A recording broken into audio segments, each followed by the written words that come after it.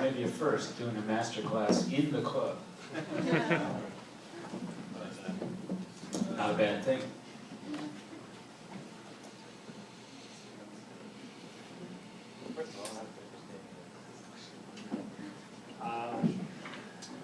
Yeah, so, you know, it's great that you guys all made it out this afternoon. I figure I'll kind of do what I usually do in these situations. I think I'm gonna, you know, I'm gonna play something and then just kind of open it up, see if hopefully some folks have some things they want to ask, and then we're off and running, I'm sure. So, you know, as soon as we break through that first icy moment of silence. But before we get to that icy moment of silence, some sound. You think, what am I going to play?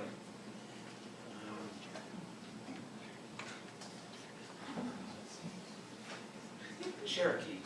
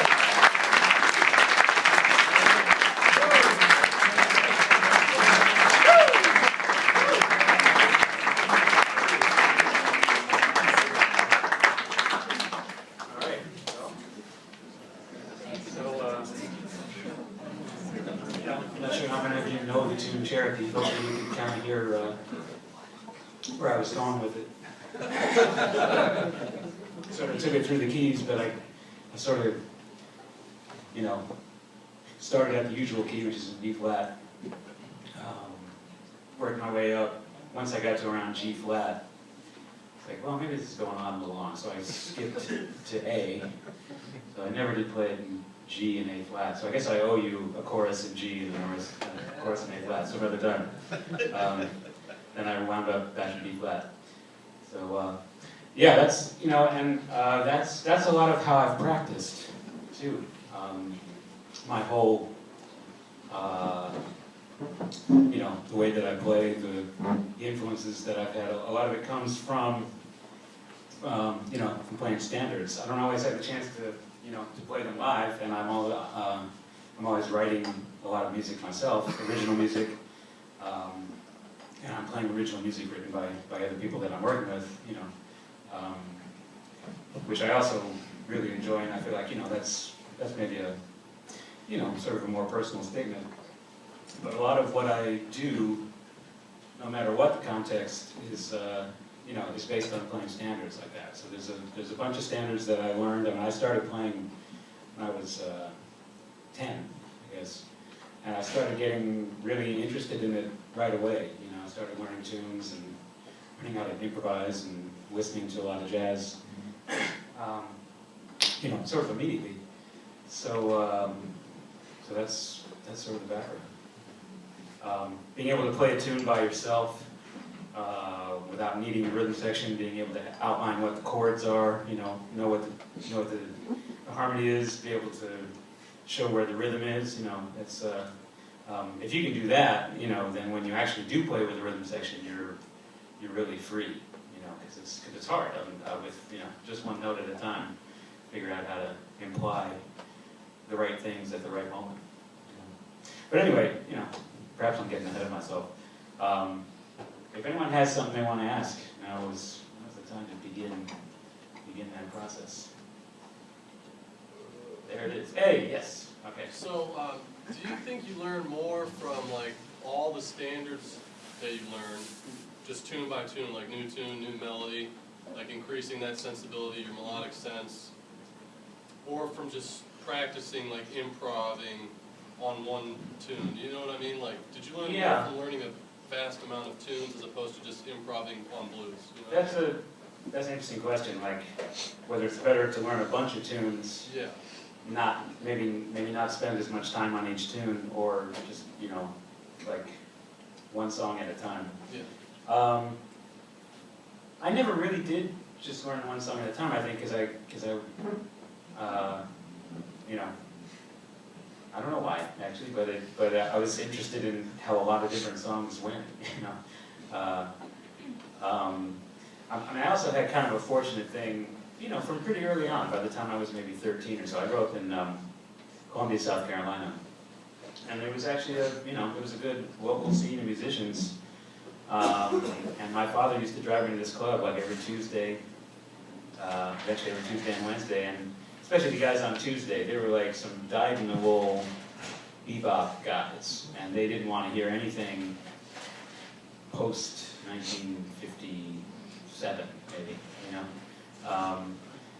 And they would never, you know, show me the tunes, and there were often no charts. So if I wanted to play with them, I had to listen to what they were playing and figure it out real quick, or else sit out on that tune, you know. So I had to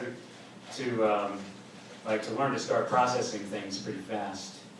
And you start to see, you know, how most standards are structured. It's not like you learn one standard and then to learn another standard you've got to learn a completely different universe of stuff. They're all, you know, there are a lot of basic building blocks of harmony that apply to all of them, you know. 2-5-1s, obviously, you know. And different things just related to normal, you know, structural harmony. I mean, I don't even really know how many tunes there are that have an A section that's the same as Take the A Train. I mean, there must be a million of them. Or the same as rhythm changes, you know. I mean, there's a lot of tunes that are almost interchangeable in some ways, but even the ones that are not, you know, they kind of follow a thing. So, you know, so I never felt the need to just concentrate on one, because while you're learning one, you're also learning the building blocks of other ones too, and how to play them. But I do think it's a good idea to spend some time on each one. I mean, the thing that I really think is important, and I find this kind of less and less among young musicians, is that thing of just having them memorized, you know, and whatever that takes. To get it memorized, because I really feel myself, you know, when I'm reading music, when I'm reading the changes, I feel like I'm not able to get as free with it as if I've memorized it. You know, I feel like I'm kind of, whether I like it or not, kind of forced into, you know, connecting the dots based on what I'm seeing. And I don't want to think that way. I want to completely just be thinking in sound. You know, thinking of where I want it to go. And the more I know it by heart, the more, you know, the more I'm in tune with that. And I'm not even quite as tempted just to plug in some stuff that's going to work. You know what I mean? That's something I really try not to use in my life. I mean, of course, you know, sometimes you have to, and you have to know what does work. You know, but I don't like to think of it as like, okay, in this section I'm going to plug in this thing that I know that works, and then I'll do another one. You know, I really want it to have a flow that's related, and for me, like the chord changes to a tune, it's sort of a blueprint for how that flow might go. But there's something great about standards, old standards. I don't know why they're so fertile, so much fun to play. You know, I mean, most of these tunes were written like 70 years ago, something like that, and for whatever reason, they're really durable. You know, you can keep working on them, and they're really satisfying. So I don't know if that answers your question, but that's kind of my approach to it. You know, see if I can think back and remember what I used to do. You know, before when I first really started getting into jazz. You know, especially since I see some younger folks here. I mean, the biggest thing was that I just immersed myself in listening to it. You know, something grabbed me about it, and I was fascinated and hooked, and just wanted to figure out how it was done and you know, how I could do it. And of course that involves some technical knowledge. I mean, you got to know how to play the instrument. You know, got to know what the notes are. But I approached it more from an ear sort of sensibility than from like a method, you know. And I've never been good at methods. I'm not very methodical. I mean, if I find something that I know I need to work on, and that's the only way to do it, then I'll force myself to to paint inside the lines, because that's the only way to get to do it. But it's always from necessity. You know, I always start playing a tune, and then I come across something I can't do, and then I go, well, okay, so what is it? You know, where. You know, if I have some kind of half-baked idea of what it is, so let me figure out what those notes actually are and what the rhythms actually are, and then, you know, do it in every key, too. Be able to do it all over the horn, all that kind of stuff, you know. But the language of jazz, I mean, it really is like a language, you know. It comes from an earlier thing, and then this transmitted on. You know, when you hear Louis Armstrong, then you hear Coleman Hawkins, then you hear, you know, Lester Young, then you hear Bird, Charlie Parker, then you hear Sonny Rollins and John Coltrane, and you hear Miles, and you know, on and on and on. I mean, it's you know, there really is something that's been passed through, and it's not like it was learned out of a book either. It's like a language, you know, and to speak your first language, you don't pick up a book and go, okay, oh, so how do I conjugate, you know, the verbs? No, you just hear people talking all the time, and you imitate it, and you make mistakes, and you figure it out as you go, you know. And I think that's the best way to approach improvisation and jazz, and you know how to do it. Which is not to say, you know, only use your ear. I mean, written music is an unbelievably useful shorthand, you know. It's not music. The music is the sound, but it's the recipe that shows you how to do it, you know, and if you can approach it that, okay, it's this kind of needed thing to communicate more information, just like written languages, right? I mean, we couldn't write down the words. I mean, people would still use words, but we can, you know, digest a whole lot more information faster if it's written down. And it's, you know, I sort of see written music as serving the same function as that. You know, and I mean, it should go without saying that, I mean, whatever you learn is valuable. Just doing the work, whatever you're going to practice, whatever, I mean, the thing that I always found is, you know, the only reason that I've worked really hard at doing this is because it was really fun for me, you know, and I found ways for it to be fun. And there were often exercises, I mean, when I was first, this probably isn't a good thing to say, but it's true. Like when I was first learning to play, I would always get an assignment from my teacher for that week. Okay, can you come back, you know, work on these exercises? And oftentimes I would just not do it. I would come back and not have done any of the stuff that he asked me to do. But I would have written like 3 tunes and, you know, figured out, you know, studied the changes to, you know, ornithology or something like that. So he was like, well, okay, let's work on that. You know, so the important thing is to find things that float your boat, you know, and just work on that. And work on it a lot, you know, and be honest with yourself about what your weaknesses are, and, you know, don't accept them. Go, well, no, actually, that can be done better, and you know, and how do I do it better? I don't know. You know, hopefully there's a good teacher who can help. But a lot of times, you know, it's improvisation. Past a certain level, no one can tell you if it's a right note or a wrong note. It's up to you, you know, and we have to figure out what we want to sound like ourselves, and you know, there's a huge amount of freedom in that for expression, you know, which is what I think music's all about. You know, but you do have to go, well, yeah, that doesn't really sound good. So, you know, yeah, I obviously have to work on this and you know, slow it down, do all those kinds of things. As usual, I've veered way off topic. I'm trying to remember what you asked. But you know, maybe it's a good time to just ask me that question. So when you're playing throughout each key, yeah, does every key has a different kind of brightness or darkness to it? Does that change maybe the ideas that you hear?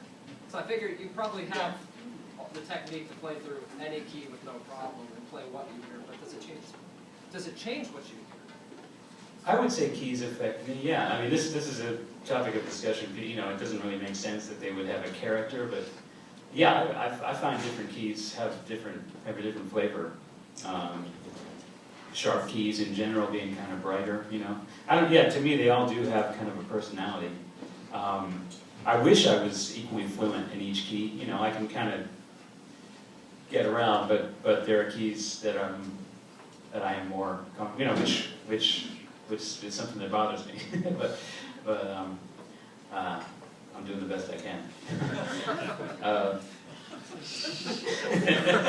I can say. Yeah, but actually, no, I could do better. I know I could. Maybe if there were just some more hours in the day, I think we can arrange that. Yeah, there's a different feeling. Like there's a lot of the old kind of big band music. A lot of it was in these flat keys, and that has a certain laid back something to it, you know. And then a lot of newer music, like if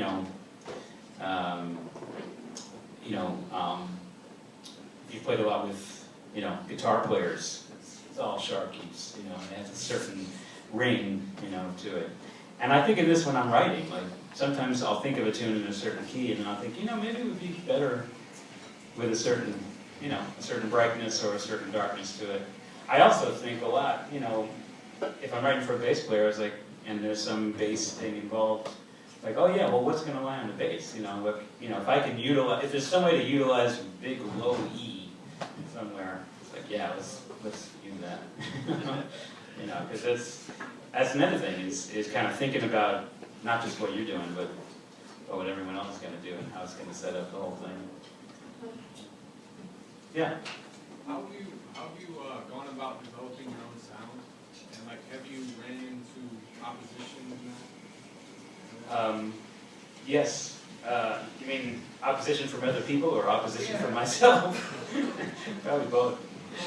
And more from other people. Like how have you dealt with that? You know, actually, surprisingly little opposition from other people, I would think. No, I mean, because it is true, like, well, yeah, maybe that's impossible for me to answer. But the thing that I've found is that, okay, let me not get ahead of myself. First of all, my kind of feelings on, you know, how you develop your own sound and your own approach. It can, you know, it seems like it should be a natural, organic kind of process, I think. I mean, of course, everyone wants to find something new and different, you know, and I think there's a bigger premium on that now than there used to be, like when, you know, Lester Young and those guys were alive. I mean, you know, he was obviously someone who did have a completely new approach, like didn't sound anything like Coleman Hawkins, which is what everybody else was kind of going for, you know, to a certain extent. But I think the best way to go about it is just to study a lot of music and appreciate the beauty of how different people play. I mean, I spent probably a year just kind of listening to Bird all the time and just trying to copy that. Like, what was he doing? You know, how could I get that sound? And not just the notes. I mean, that's the first thing. You have to figure out what the notes are. Which of course also involves knowing what the tune is, what the structure of the tune is, you know, the way that the changes work. And then getting the notes.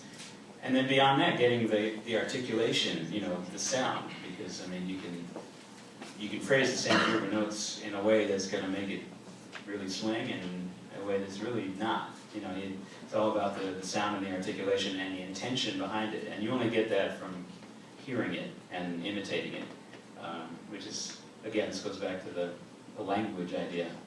And then I did that with a bunch of different music, you know, with a bunch of different saxophone players. So, I mean, you know, Johnny Hodges and Paul Gonsalves and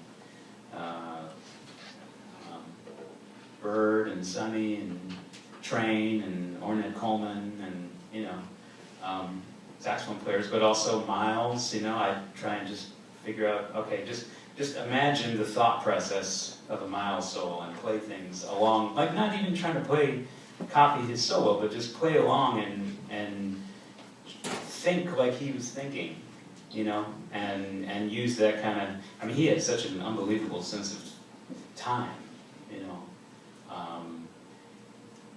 He was really one that kind of helped me think about, you know, how my time concept was going to be. He's not a saxophone player. It's kind of nice that, you know, to be able to use someone that's not a saxophone player, then it's not quite as direct an influence. Again, maybe then you can come up with something kind of new. You know, but at the same time, I was also playing along with Stevie Wonder records and The Rite of Spring, you know, and Debussy, and you know, listening to Balinese gamelan music, you know, and I'd listen to like Indian tabla players, you know, and try and play with that to get different ideas, you know, because the usual things I might run just wouldn't work in that context. Well, how can I get inside that language, even if it's not, you know, like, you know, from the standpoint of trying to be an expert within a particular musical, cultural language that I don't really know much about, but just sound, you know, because there's always a way to get inside. If, you know, if there's some musicians together who are really good and are willing to listen, they can be from anywhere. They don't have to be able to speak to each other in a language that once they're playing music, they can find some kind of common ground, you know. So I just did all those things, and then I gravitated to what I like. You know, I think that's a thing, is you just, and it's a surprisingly difficult thing, actually, because you always feel pressure, like, oh, I'm supposed to know this, I'm supposed to be able to do this, it's supposed to, you know, this other guy, man, he's really good at that thing, you know, and you know, this is also something that you can really use. It's a positive thing, too. The sort of idea that, you know, the things that you're exposed to, you want to be able to do those too. But then you also have to listen to your own voice, or whatever it is, you know, your own predilection to certain things, certain rhythms you like, certain kind of things you like, and then go with that, you know, and develop that. That's always been my approach, you know. It's always been kind of an organic process. And there's certain kind of,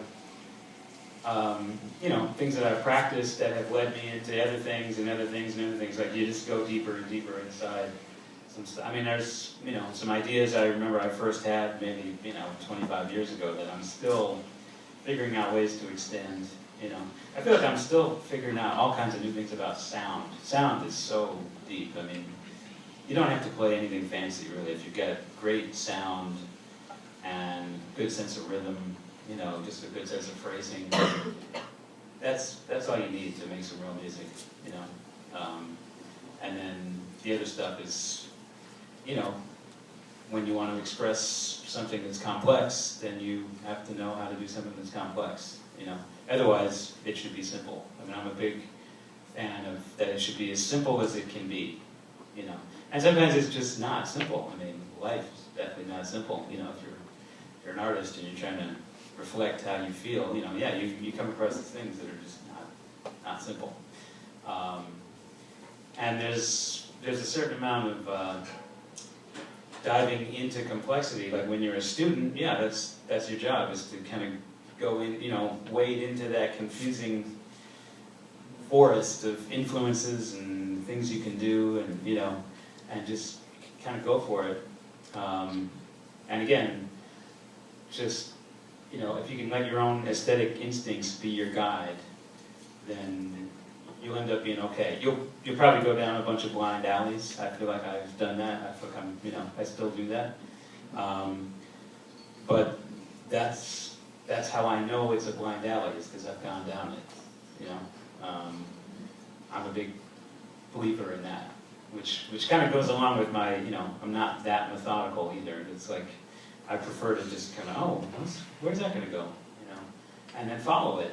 And if it's like, okay, that's actually not that useful, or these are the limits of the use for that, or, wow, that's amazing, I can do all this, and it links to this, I didn't see that, and then, you can connect that, and you wouldn't know unless you just kind of go for it. I mean, I know this is very, very abstract, but,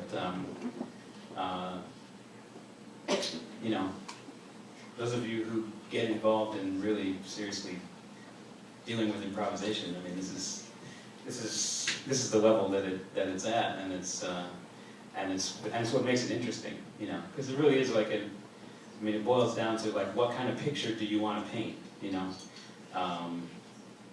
or what sort of movie do you want to make, I mean, your music obviously deals with time, but I sometimes think of it in space too. Like I'll think, okay, well, if I've played this thing here, it's like it's in the corner of the painting. Well, then to balance it, I need some red up here to do this, and then maybe there's not enough going on here to set that off, so then I'm going to do that. That's sort of how I'm thinking of it.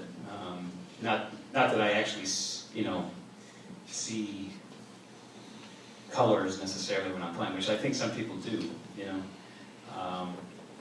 but sort of as a good metaphor. I don't really know how else to talk about it. I always wonder about this. Like everyone always asks, so what are you thinking when you're playing? And it's so hard to answer. I think because you're thinking in music, you're thinking in notes, and you can kind of go back and try and translate that into words later, but at the time you're doing it, it's sound, and you're working with sound as a, something that you can create art out of. So, because you're obviously thinking, but the best moments are when you just feel like you're not, like you're observing someone else doing it, it's just kind of happening, it's flowing through you, and this is a feeling that I have a lot too, like when things are going well, I feel like I'm just kind of following the thread of something that already exists, and my job is to, hold on to the horse and not fall off, yeah.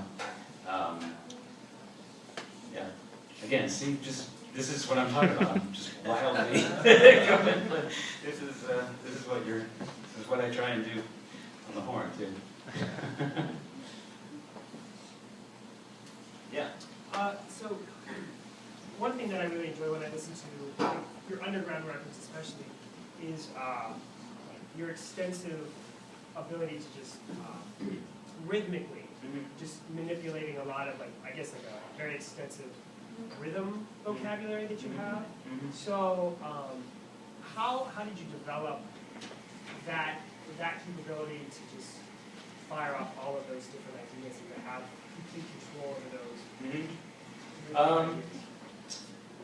Yeah, well, that's a big question, but it might give me an opportunity to kind of show you this process I've been talking about anyway. I mean, I often come to music from a very rhythmic kind of standpoint anyway. I kind of hear things from the rhythm, you know. If it's not grooving in some way, even if it's out of time, but there's a way of being out of time and grooving, or out of time and not, you know. Like, you know, having some kind of a groove, either in my own head or with people I'm playing with, you know, then I can feel free to do all kinds of things. And if I don't have that, if I'm not feeling that, then sometimes I feel really, really stuck. You know, so it's important to me to always have that rhythmic thing in there. You know, a lot of it, you know, as I was saying, I mean, it started from like figuring out how to play standards, you know, and be able to play by myself and show where the time is and where the rhythm is. I mean, I'll play a little, you know, fairly simply. You know, I'll play over Cherokee, but a little slower and just real simple, which is how it started. Like, you know, having a metronome on 2 and 4, and just having my beat on, you know, my beat on 2 and 4. You know, something to keep myself honest, because it's surprisingly easy to get off the rails, even if you think you're kind of on. Like, you know, a metronome does help you realize, okay, what it actually feels like when it is the time, you know. But yeah, so.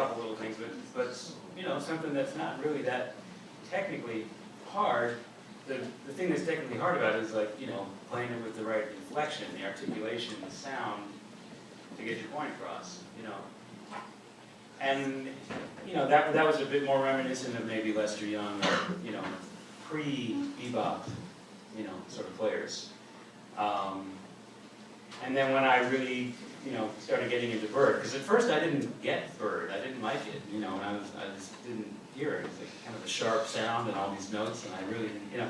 And then something clicked, and I was ready, and it went, oh my God, unbelievable. It's this, you know, genius on every level, and just joy, you know. So then I started trying to figure that out, and trying to get, you know, the way that language is constructed, which, you know, it's more eighth notes, it's more arpeggios, setting up certain things, you know, so that you're landing on the beat on certain chord tones and not on other ones, or sometimes you want to delay it, sometimes you want to anticipate it, you know, there's all these things that make it work. I mean, it's incredibly kind of specific what really works, and it's the way that the rhythm and the harmony work together. Like, you know, it's very, very similar in a certain way, I think, to like Bach. You know, like if you look at the solo pieces, I mean, you know, again, he's really able to show exactly where the harmony is just with the one line. And Bird solos are like that too. I mean, he doesn't always play the root because he knows the bass player's going to play the root. and it's also freer in a way because it's, you know, rhythmically it doesn't always land on one. You want to anticipate it and stuff. So, you know, so then I really worked on just getting that and being able to play in time like that, in, you know, in that kind of way, and have, you know, control of that way of playing rhythmically. So.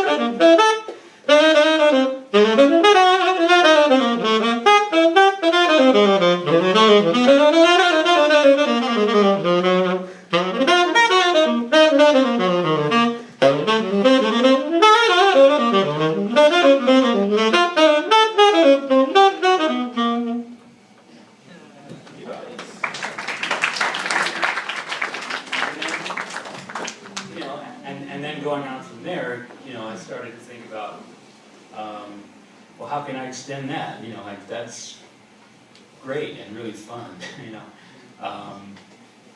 But, you know, there are other possibilities, like that's been done. And what else is there that might also be cool, you know? And of course, listening to players, you know, like, you know, Herbie Hancock and Joe Henderson and Chick Corea and all this, you know, kind of helped to point away. But also, as I said, you know, I was listening to Indian music, you know, I was listening to African music, Cuban music. I was starting to imagine other rhythms, you know, and wondering how I could use them. You know, if I could slip in groups of fives in there, you know, just different ways of breaking it up. Then maybe it would feel more like what I imagined in my head. Because I had this idea in my head, you know, it's kind of vague, but I knew it was something. And it was really helpful to me to sing it, like to scat sing it. I was able to do that much better than I could play it, you know.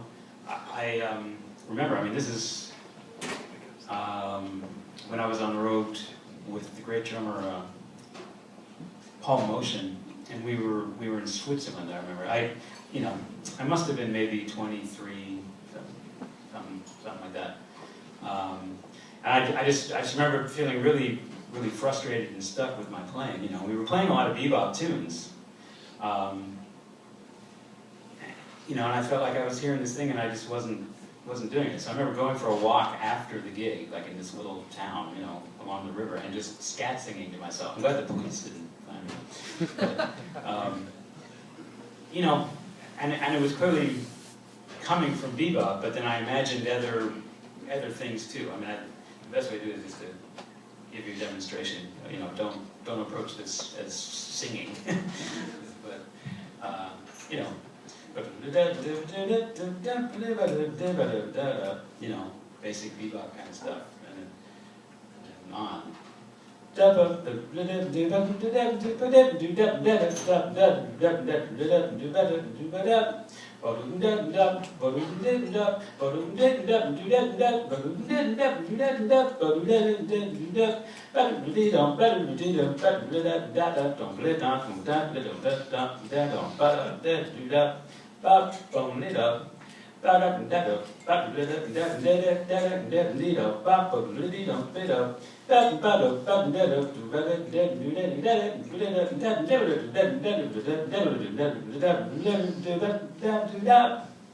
Right? So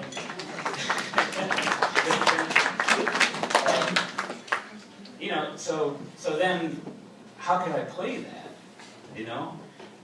I realized I just didn't have the vocabulary. Like some of those things, I just didn't know what notes would fit because didn't fit into what I had been doing, studying birds, stuff like that. So I had to find, if I wanted, I had to figure out something. If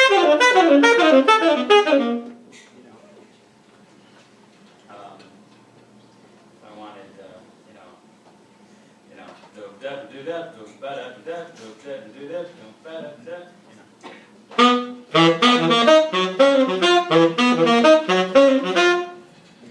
I had to find notes that would go with it, and it forced me to practice a whole bunch of new stuff, like ways of taking groups of notes and, again, being able to play them all over the horn, different keys, transpose them in different ways, sometimes play them diatonically, up and down, but whatever. Just to give myself the freedom to be able to execute those kind of things, So like the first thing I did, it's a fairly simple, it's just concert, C, G, F, D, I was just going down in half steps, and if you just played it, but I changed the rhythm and made it, eighth note, 2/16, eighth note, so that it's, so it's a group of three instead of, but it's four notes, but in the space of three. So, so then I was practicing, well, what can I do with that? And I was like, well, I can go up and down in half steps, I can go up. Or down, as I did. But it doesn't have to be half steps, it can be anything. It can be whole steps. It can be minor thirds. Major thirds.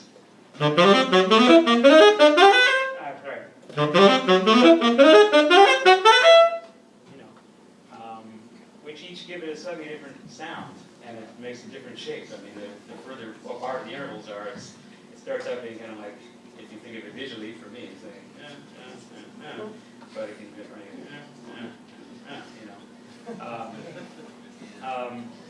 but then why not, then there's other things you can do with that too.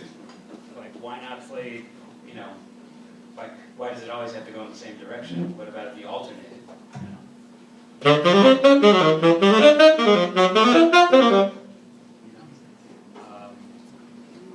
All that kind of stuff. And in various intervals with that, you know what I mean? So it's almost like you're taking like a rhythm and just like plugging in the notes just to see what kind of fits, and then just contorting it in every which way with every interval and every transposition then? Trying to, yeah. Okay. Yeah. I mean, you can't get around to everything, But also, but I'm thinking of it kind of as a shape, and Right. but also clearly it has, it has rhythmic implications, it's got harmonic implications, it's got melodic implications, and it's all connected. So then you got to figure out, well, how are you going to use that over a tune? Let me see if I can do it. Again, Cherokee.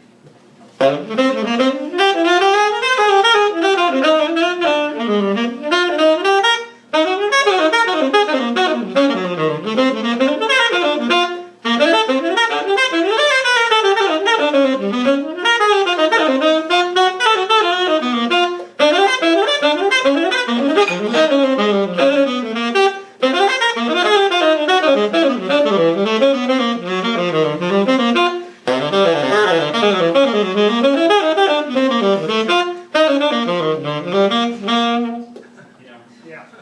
Like that, and some of the time I was playing it, again, I wasn't doing it so it was all symmetrical, I was following the key, like over the C, but the C7 sharp 11, and I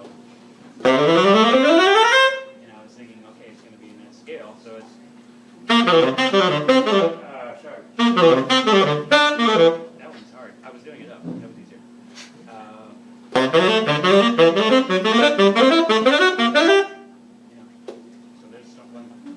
So there's something more we can practice, because you can make it on every interval. I mean, it can be much further spread out too. It can be bigger intervals. It can be any kind of thing. And that's just one idea, from the rhythm. But this is kind of how ideas about rhythm Yeah. led me into this language area. You know what I mean? Which is what you're hearing. Now that's part of what I do. And when I'm just playing over a tune like Cherokee in my own kind of natural way, I would use like the kind of things I was trying to sketch. Like,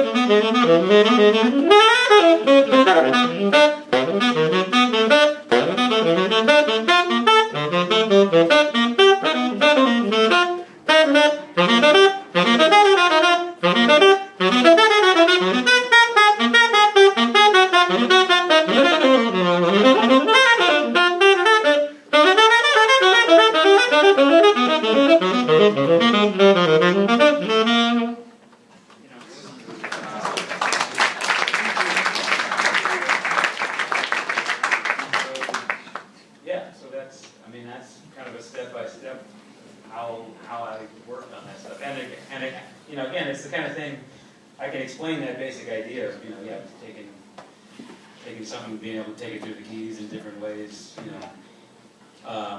you can explain what it is, in about 5 minutes, but all the implications and stuff, I'm working on this. I think I always will have, different things that I come up with just in that,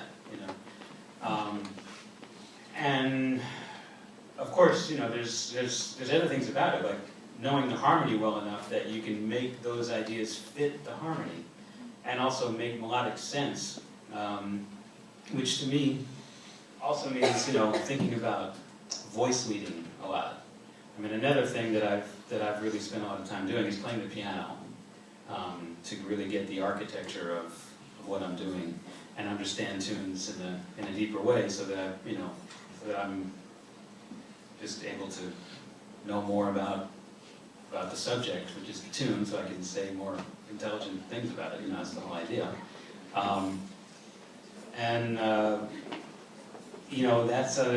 That's another thing that informs that. Like, I often choose areas, like I might land, there might be a pattern of how I'm, like the note I'm choosing to land on, maybe that's going to go up, and maybe something else is going to go down, so you got the, the contrary motion thing.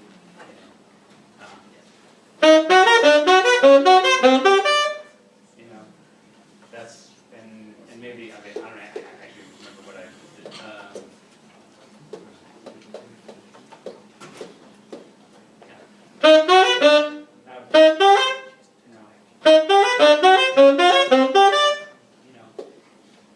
On the bottom it's, and on the top it's,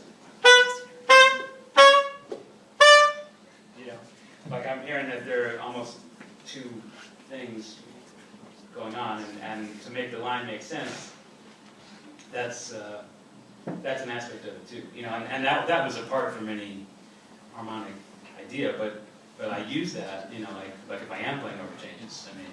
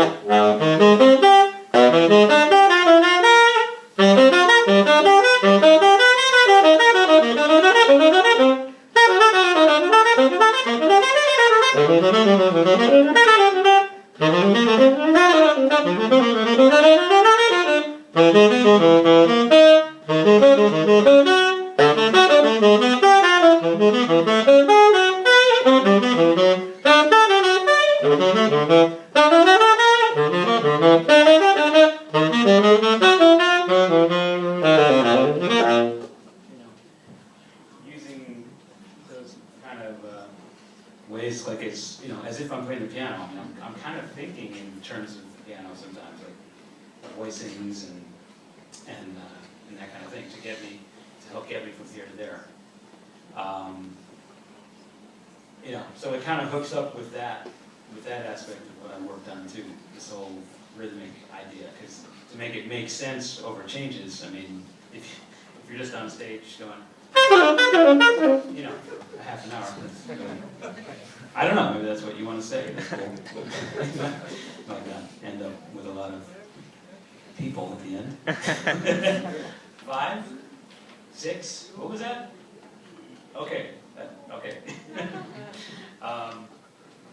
Yeah, well, let me think. I could take another question. I could play another tune. Tune, right? Of course.